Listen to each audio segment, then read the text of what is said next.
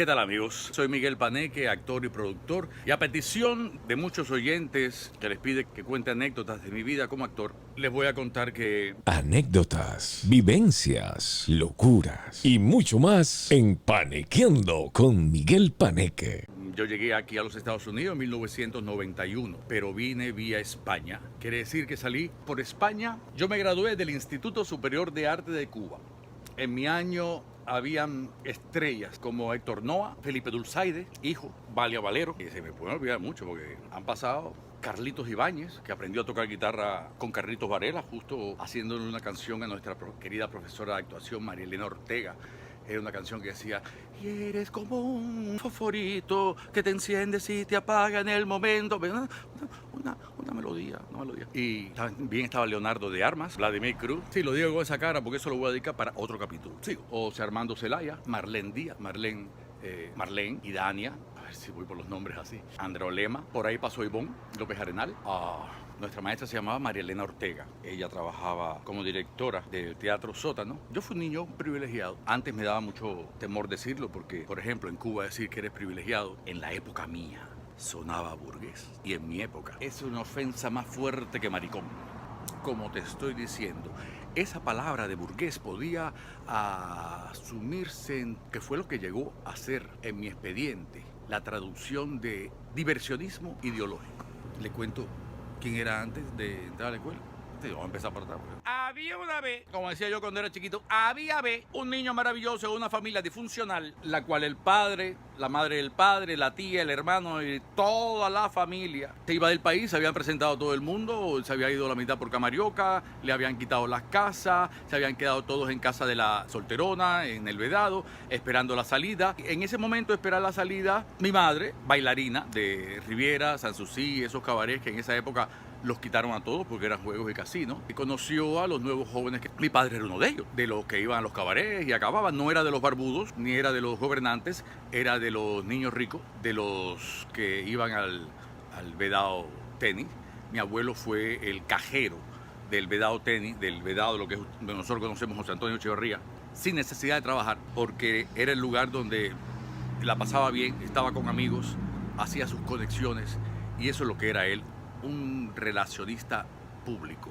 Tenía acciones en la American Fruit Company con la compañía de seguros Godoy Sayan, ¿se acuerdan? Pues todo eso, la experiencia la tuvo allí en el Vedado Tenis. Quiere decir, nunca dejó de trabajar hasta que una vez, estando trabajando en otras oficinas que hacía en la bolsa, llegaron un día los barbudos, las cosas y tal, y dijeron: ustedes, los viejos burgueses, tienen que irse de aquí, ahora vamos a hacer la revolución, la vamos a hacer nosotros, ustedes son unos burgueses, se tienen que ir de ahí. Y todos los viejitos aquellos con la gorrita, ¿ustedes recuerdan aquella gorrita así, así la gorrita con los bracitos recogidos, gorditos, salieron así uno en otro, cagados todos por ahí para afuera. Mi abuelo se cagó tanto que a la semana ya le estaba montado un barco en Camarioca. Mi padre no pudo salir porque estaban esperando que su hermano se decidiera. Todavía están esperando que se decida, ¿sabes? Sí, ellos habían ido, él y el hermano habían ido a Boston a estudiar economía, a estudiar cosas. Y mi tío se graduó de la Universidad de Boston y mi papá se graduó de los bares y cantinas.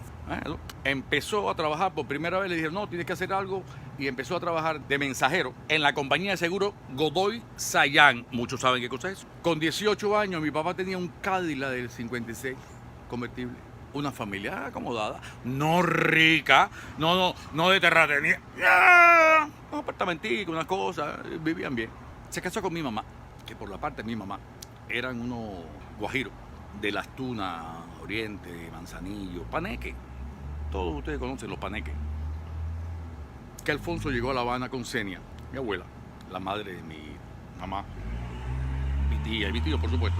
Y se instalaron en Centro Habana, en los famosos solares. Ahí tenían su cuartería. Mi abuela hacía costura de guayabera, que eso era muy importante en la época, los bajos, los pantalones y eso, que eso era de vital importancia. Mi mamá era chiquita, mi tía jovencita, con las teticas ya un poquito paraditas, empezó a trabajar en lo que a aquel momento, en los años 53, 54, era la CMQ, televisión a color. Pero mi tía era muy bella. Mi tía fue modelo de Christian Dior en la tienda El Encanto. Eran de las modelos esas que llegaban ahí y Christian Dior las medía.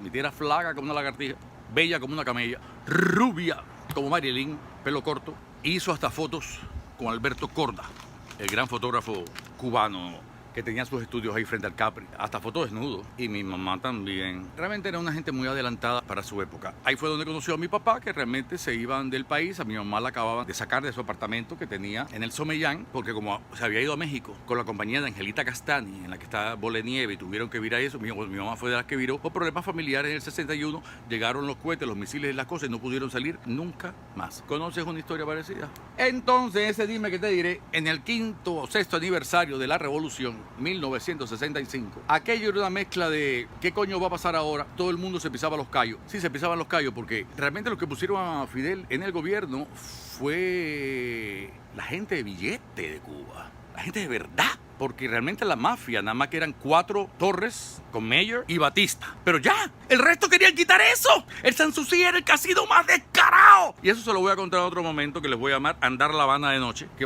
les voy a hablar sobre la Cuba esa que yo conozco por referencia, otras cosas que he leído, con mi amiga Rosa Lowinger, que hizo el libro de la historia tropicana, en la cual estoy en la página 120. Ok. Sobre esa noche de La Habana conozco que el casino de Sanssouci fue el que desbordó la gran estafa de juegos de casino que hacían los cubanos ligados con la mafia. Era un juego en la cual estafaban a todo el mundo, pero estafaron a un senador de los Estados Unidos y el tipo presentó una demanda y no solamente la ganó, sino que denunció uno por uno de todos los que estaban involucrados, y el señor Mayer era uno de los candidatos y el presidente de la República era... bueno, después voy a hacerle la historia de cómo Mayer se involucró con Batista y cómo... Esa es otra historia que se va a llamar nada más Hotel Nacional. Guárdenlo ahí en la memoria. Hoy le estaba hablando de un muchachito que cuando era chiquito le decían cabeza de globo. Siempre he sido un poco cabezón.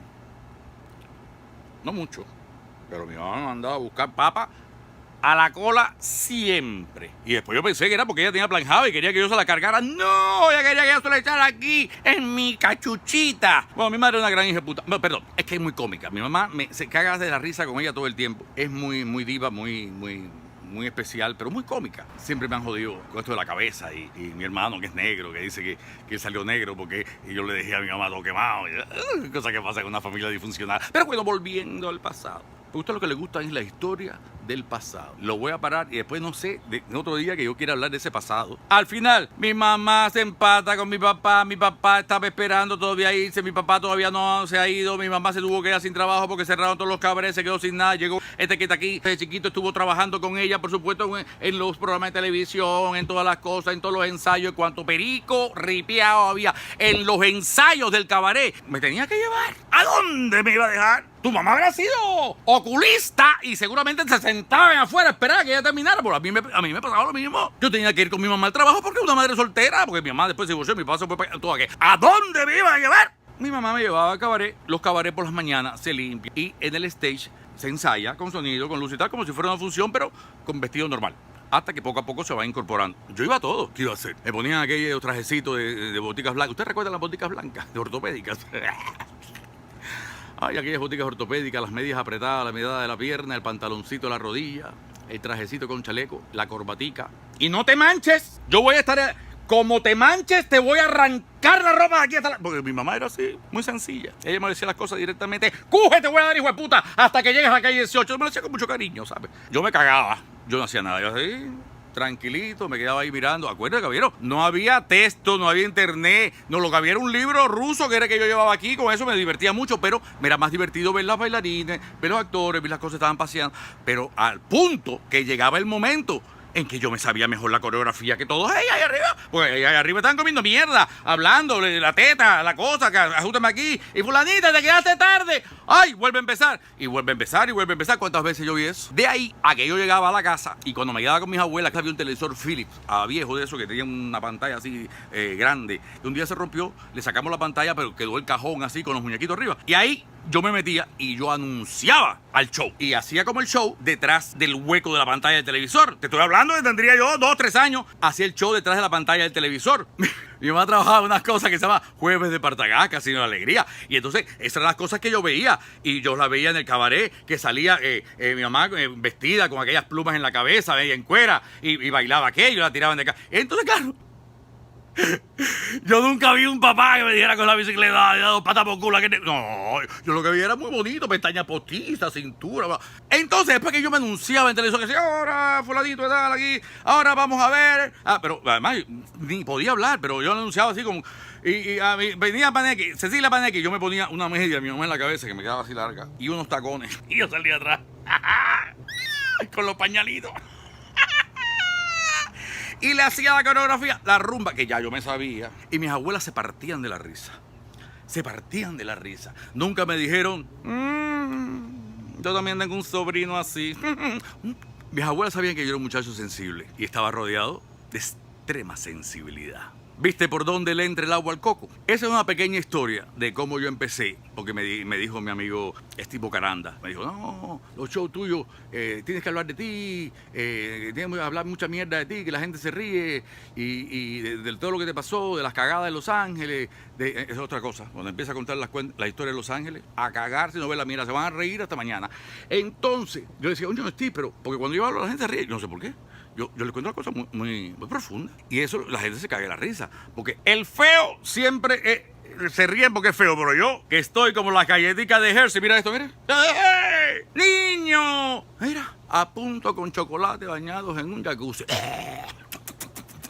Bueno, yo los dejo en esta, para que se queden un poquito intrigados y a ver si el Bocaranda me dice que esto es lo que quiere, porque mira que he hecho video, mira que he hecho cosas, mira que he hecho publicidad, mira que he hecho películas. Y me dice, no, la gente lo que quiere es oír hablar de ti, de cuando te votaron de Telemundo, de aquel que te cayó atrás, porque no le metes un Me Too y te cagas en fulano y cobras el... Entonces empecé a echar para atrás. ¿Con quién me ha costado? No. ¿Cuántos me lo han propuesto? ¿Cuántas y cuántos? Les voy a hacer el cuento cuando yo llegue a Televisa.